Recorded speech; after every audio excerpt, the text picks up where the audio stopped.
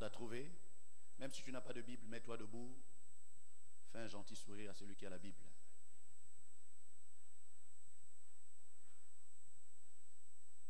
Gloire à Dieu. Il est écrit, Jean fut informé de toutes ces choses par ses disciples. Il en appela deux et les envoya vers Jésus pour lui dire, es-tu celui qui doit venir ou devons-nous en attendre un autre? Arrivé auprès de Jésus, il dit, Jean-Baptiste nous a envoyés vers toi pour dire, es-tu celui qui doit venir ou devons-nous en attendre un autre? À l'heure même, Jésus guérit plusieurs personnes de maladies, d'infirmités et d'esprits malins, et il rendit la vue à plusieurs aveugles. Et il leur répondit, allez rapporter à Jean ce que vous avez vu et entendu. Les aveugles voient, les boiteux marchent, les lépreux sont purifiés, les sourds entendent, les morts ressuscitent, la bonne nouvelle est annoncée aux pauvres. Heureux celui pour qui je ne serai pas une occasion de chute. Tu peux t'asseoir.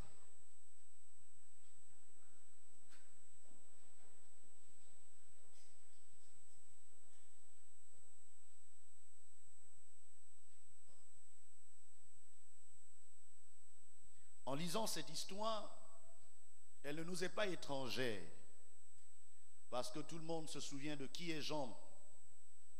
Et nous savons qu'avant d'avoir connu Jésus dans son ministère public, celui qu'Israël, à cette époque, a découvert, a apprécié et pour lequel ils ont été impressionnés, c'était Jean. On lui a même donné le nom de Jean-Baptiste parce qu'il baptisait les gens au Jourdain. La Bible dit de lui que quand l'ange Gabriel a annoncé à Marie qu'elle serait enceinte et que l'enfant qui naîtrait d'elle serait appelé le Fils de Dieu et qu'on lui donnerait le nom de Jésus, c'est-à-dire celui qui sauvera son peuple de ses péchés, à cette époque, Marie se rend chez sa sœur Élisabeth et là, elle trouve qu'Élisabeth est dans son 6e mois. Après avoir salué Élisabeth, l'enfant a tressailli. Pourquoi? Parce que l'enfant avait déjà plus de 6 mois et a reconnu celui pour lequel lui devait naître en premier. Jean est donc né le premier dans cette génération.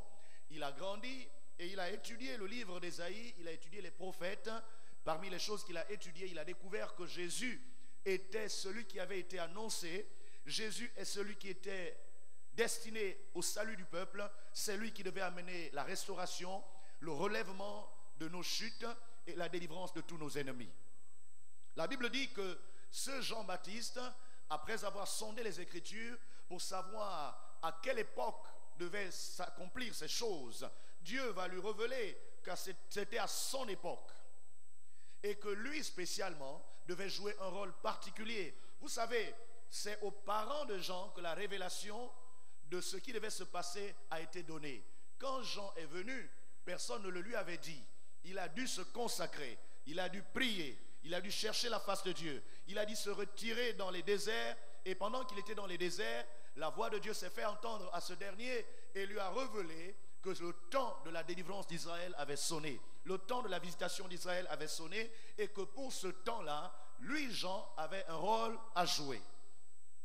Malheureusement, c'était une époque où la révélation avait disparu. Vous savez, entre Malachie et Matthieu, il y a plus de 400 ans de ténèbres. Il n'y a plus de vision, il n'y a plus de révélation. Les prophètes n'ont plus jamais parlé. Il y avait des ténèbres. Or, lorsqu'il reçoit la révélation, étant au désert, que le temps du Messie avait sonné et que Dieu devait délivrer Israël, que Dieu devait délivrer son peuple à travers Jésus, que Jésus est le Messie, c'est à cette même époque qu'il a compris qu'il devait préparer le chemin du Seigneur. Vous savez, il a lu Ésaïe qui déclare: une voix se fait entendre au désert, préparez le chemin du Seigneur, aplanissez ses sentiers, que toute vallée soit comblée, que toute montagne soit abaissée, afin que le roi fasse son entrée. Il a lu ces paroles, mais il ne les a pas seulement lues comme étant des paroles d'un prophète qui parle à l'impersonnel. Non, il s'est approprié ces paroles. Il s'est identifié à ces paroles. Il a compris qu'il avait donc une mission. C'était celle de révéler le Messie. Il avait une mission. C'était celle de préparer les cœurs au ministère du Messie. Permettez-moi d'insister ce matin sur le vrai ministère de Jean-Baptiste. Jean-Baptiste avait 2 raisons pour lesquelles Dieu l'a suscité. La première était de révéler le Messie et la deuxième était de préparer le peuple au ministère du Messie. Lorsque vous lisez la Bible, surtout dans le texte que nous venons de lire ce matin, vous allez vous rendre compte qu'à la question de savoir s'il était vraiment le Messie, Jésus n'a pas fait de théologie, il n'a pas fait de débat, il n'est pas rentré dans la philosophie religieuse. Il a simplement posé des actes. Quelqu'un dit avec moi, il a posé des actes. Oh, quelqu'un dit, il a posé des actes. Dis à ton frère, il a posé des actes. Jésus donc avait des choses qui le caractérisaient et au lieu de répondre par des affirmations, il a posé des actes. Il a fait quelque chose. Mais pour que ce que Jésus a fait soit efficace, pour que cela ait un impact, pour que cela amène les conversions, les cœurs du peuple vers le Père, selon la prophétie de Malachie, il fallait qu'un certain travail se fasse avant. Et c'est là que vous comprenez, bien-aimés, le ministère combien difficile, compliqué, auquel Jean était appelé. Jean n'était pas appelé à la popularité. Jean n'était pas appelé au farotage. Jean n'était pas appelé à porter des beaux costumes comme nous aujourd'hui. Jean n'était pas appelé à avoir des beaux parfums. Il fallait qu'il ait en lui l'esprit et la puissance d'Élie pour préparer le chemin du Seigneur. Élie avait en son temps manifesté la puissance, il fait descendre le feu, mais Israël a continué à se prostituer auprès de Baal et Astarté. C'est pourquoi malgré le feu qui est descendu au mont Carmel, Jézabel n'a pas eu peur de le défier en disant que les dieux me traitent dans toute leur rigueur si je ne fais de ta vie ce que tu as fait de la vie de ces gens-là. Voyez, même si Dieu se manifeste, lorsque les cœurs ne sont pas convertis, les gens ne changent pas. Quelqu'un devrait dire Amen ce matin. Quelqu'un devrait dire plus fort Amen. Et nous constatons que Jean, quand il arrive, il n'a pas deux messages, il n'a pas trois messages, il n'a qu'un seul message. Le Messie arrive, préparez-vous à le recevoir. Le Messie arrive, préparez-vous à l'accepter. Le Messie arrive, préparez-vous à ses bienfaits. Le Messie arrive, préparez-vous à recevoir ce qu'il vous apporte. Le Messie ne devait pas venir les mains vides. Tous les prophètes avaient abondamment parlé du ministère de Jésus, mais personne ne savait qui devait expliquer comment ça devait se faire. Ils ont entendu qu'un Messie viendrait. Ils ont entendu qu'Israël serait délivré de la main de ses ennemis. D'ailleurs, pour la plupart, ils pensaient que la délivrance dont on parlait, c'était la délivrance des Romains. C'est pourquoi beaucoup qui ont suivi Jésus étaient en réalité dans leur cœur des hommes et des femmes politiques, soupirant à une délivrance politique. Dis avec moi, ce n'est pas ça. Dis plus fort, ce n'est pas ça. Parce qu'entre autres, bien-aimés dans le Seigneur, chers amis, ce matin, la vraie tyrannie de laquelle nous devons être délivrés n'est pas les aspects politiques et sociaux, c'est d'abord la tyrannie du diable, de Satan, à travers le péché, à travers le mauvais caractère, à travers la malédiction, à travers la maladie, à travers la sorcellerie. C'est de cela que Jésus est venu te délivrer et c'est de cela qui va te délivrer ce matin. Je pensais que tu vas dire Amen pour que ta délivrance se manifeste. Est-ce que tu peux bouger ta main et dire je veux être délivré ce matin? Quand Jean arrive, il dit le Messie arrive, préparez-vous, mettez toutes les chances de votre côté. Vous savez, le président peut arriver ici et repartir et personne ne verra sa vie changer. Pourquoi? Parce que vous ne vous attendiez pas et vous ne saviez pas ce qu'il faut faire pour que quand il arrive, vous puissiez avoir un petit avantage. Vous ne savez pas que quand il arrive comme ça, il faut profiter d'avoir un petit entretien en aparté pour lui poser votre problème. C'est le président qui a la solution à ton problème, mais il est venu, il est parti, ta vie n'a pas changé. Pourquoi? Parce que tu ne t'es pas préparé. Est-ce que quelqu'un me reçoit ce matin?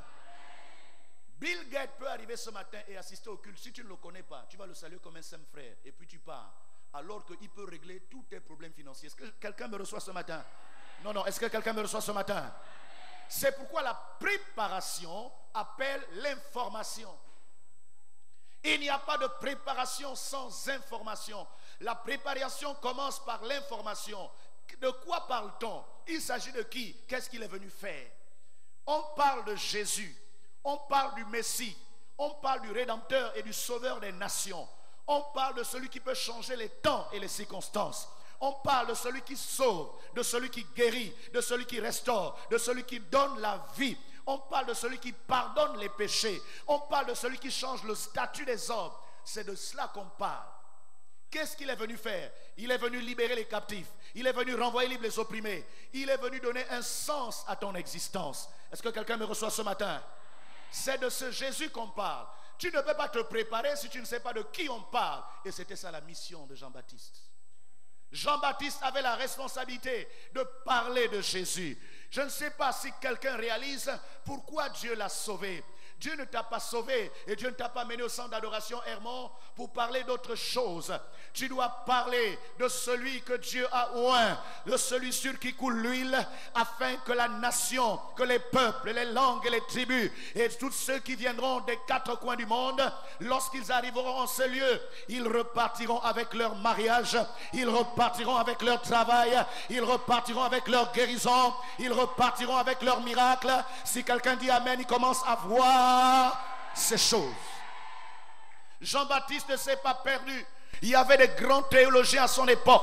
Il y avait des grands docteurs de la loi comme Nicodème. Il y avait des pharisiens. Il y avait des scribes qui étaient les téméraires de l'interprétation et de la transcription littérale des Écritures. Ces hommes, on nous dit que quand ils transcrivaient les Écritures pour les faire passer d'un parchemin mort à un autre parchemin qui est plus frais, s'ils faisaient une petite erreur, même d'une virgule, ils déchiraient et ils recommençaient tout à zéro. Quand ils arrivaient à une phrase où on devait prononcer le mot Yahvé, l'Éternel, ils se lavaient 7 fois les mains parce qu'il est écrit: tu ne prendras pas le nom de ton Dieu en vain. Donc les scribes n'étaient pas n'importe qui. C'est à cette époque-là que Jean était suscité. Mais Jean n'a jamais parlé des scribes.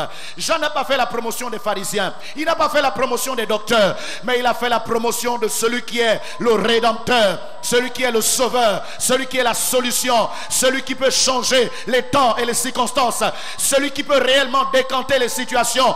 Or, quelqu'un peut dire ce matin: Jésus décante ma situation. Bien-aimés, lorsque vous venez au centre d'adoration Hermon, vous n'avez qu'un but: recevoir votre salut, recevoir votre guérison, recevoir votre délivrance, recevoir les bienfaits de Dieu, recevoir la faveur de Dieu, recevoir la guérison de Dieu. Et quand vous avez reçu le salut, quand vous avez été guéri, quand vous avez été délivré, quand vous avez été béni, vous n'avez qu'un seul message: venez voir un homme qui a travaillé à ma délivrance, venez voir un homme qui a travaillé à ma bénédiction, venez voir un homme qui a travaillé à mon élévation, venez voir un homme qui a fait en sorte qu'aujourd'hui je sois marié. Malheureusement, ils sont nombreux. Quand ils sont arrivés à l'église, ils étaient humbles, ils étaient simples, ils respectaient le canal et le porteur de la cruche. Dès qu'ils ont eu un petit travail, dès qu'ils ont eu un petit mariage, dès qu'ils ont eu une petite promotion, ils ont oublié le chemin de leur élévation. Mais ce qui se passe, c'est quoi? Quand tu oublies le chemin de ton élévation va t'oublier un jour. Tu brilles aujourd'hui parce que tu es passé par quelque part. Mais si tu oublies par où tu es passé, je dis ton éclat va s'arrêter. C'est pourquoi ce matin je te donne un conseil: n'oublie jamais l'instrument, le canal, le porteur de la cruche, le visionnaire, celui par qui tu es passé, afin que ta vie change, afin que ta vie soit améliorée, afin qu'il y ait une valeur ajoutée à ton existence. Pour la plupart d'entre nous, nous vivions pour respirer, nous vivions pour accompagner les autres. Nous allions à l'hôpital, nous allions à l'école, nous allions au travail, rien que pour assister à l'élévation des autres. Mais c'est en côtoyant un certain ministère, en côtoyant une certaine onction, en côtoyant une certaine vision, c'est là que Dieu a commencé à baisser son regard favorable vers nous, en disant: toi aussi tu peux te marier, toi aussi tu peux voyager, toi aussi tu peux faire des enfants, toi aussi ta vie va changer, toi aussi les gens vont te respecter. Est-ce que quelqu'un peut se lever pour dire Amen ce matin? Est-ce que Dieu peut entendre un amen de délivrance ce matin? Ils sont nombreux qui n'ont pas compris la raison pour laquelle Dieu les a sauvés. Heureusement que ce n'était pas le cas de Jean. Jean a donc en réalité fait la cure d'âme aux gens. Il n'avait pas de message. Il leur a dit: celui dont je vous parle là, il a tout ce dont vous avez besoin. Vous n'avez même pas besoin de prier. Oh, je ne sais pas si quelqu'un réalise qu'au temps de Jésus, personne n'a prié. Nous allons réécrire la Bible. Hein? Notre comportement l'a fait en sorte qu'on veut réécrire la Bible. Lisez votre Bible. Ceux qui venaient à Jésus n'avaient pas des veillées de prière. Ils n'avaient pas des séances de prière. Ils n'avaient pas des nuits de prière. Quand tu avais la grâce de rencontrer Jésus, il te demande seulement: que veux-tu que je te fasse? Seigneur, je suis malade, guéris-moi. Seigneur, je suis malade, guéris-moi. Seigneur, je suis aveugle, ouvre mes yeux. Seigneur, mon frère m'a volé tous mes biens, donne-moi la prospérité. Est-ce que quelqu'un me reçoit ce matin? Lisez bien votre Bible. Quand tu avais la grâce de rencontrer Jésus, il te demandait seulement, que veux-tu que je te fasse? Dès que tu lui avais dit, il te disait, va, ta foi t'a sauvé. Va, qu'il te soit fait selon ta foi. Jean a prêché la repentance, mais pas n'importe quelle repentance. Jean n'a pas prêché la repentance bâclée. Jean n'a pas prêché la repentance de façade. Jean n'a pas prêché la repentance pour calmer la conscience. Jean n'a pas prêché la repentance pour quelques petits biscuits que tu as volés chez le Malien. Il a prêché la repentance en profondeur. Il a commencé par démontrer à ceux qui venaient à lui que la manière dont vos parents ont vécu là, ça vous rattrape. Les mauvaises choses que vos ancêtres ont faites, voici ce qui vous rattrape. Il a commencé à leur démontrer que si aujourd'hui les Romains vous dominent et vous maltraitent, c'est parce que vos pères ont abandonné l'Éternel, votre Dieu. Je pensais que quelqu'un va dire Amen. Il a établi le lien de cause à effet, le lien entre les actes posés par l'ascendance et les conséquences sur la descendance. La plupart d'entre nous, quand nous avons une difficulté, nous avons tendance à dire, Seigneur, qu'est-ce que j'ai fait? Je n'ai jamais tué, je n'ai jamais volé. Mais nous oublions que notre vie n'a pas commencé avec nous. Le Gabon n'a pas commencé en 2015. Il a une histoire. L'administration n'a pas commencé depuis que toi tu travailles dans cette administration. Cette administration a une histoire.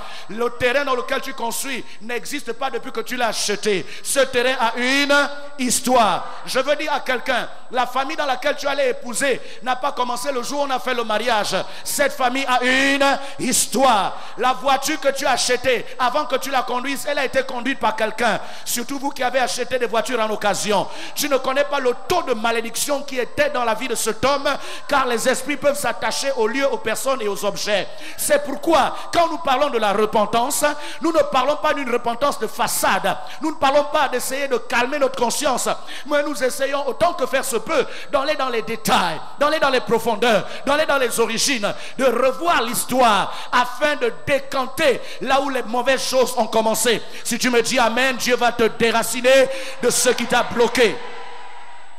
Qu'est-ce qui explique que tu pries depuis 10 ans, 15 ans, mais tu continues à voler? Tu pries depuis 10, 15 ans, mais tu continues à mentir. Pour toi, mentir, c'est impossible que quelqu'un vive sans mentir. Tu pries depuis 10, 15, 20 ans, mais tu continues à aller dans les boîtes de nuit. Tu continues à lire l'horoscope. Tu continues à avoir un talisman dans la poche. Qu'est-ce qui explique cela? Parce que tu ne t'es pas repenti pour que le Messie fasse quelque chose dans ta vie. Tu as vu les bénédictions, tu as vu les avantages, tu as vu la guérison, mais tu as fermé les yeux sur l'histoire. Jean-Baptiste est un type du serviteur de Dieu qui se tue matin, midi et soir, a fait la délivrance, mais en s'assurant d'une bonne cure d'âme. En s'assurant que ceux qui viennent demander la délivrance ont vraiment renoncé à l'ancienne vie, à l'ancienne nature. Dis à celui qui est à côté de toi, les démons viennent imposer une seconde nature.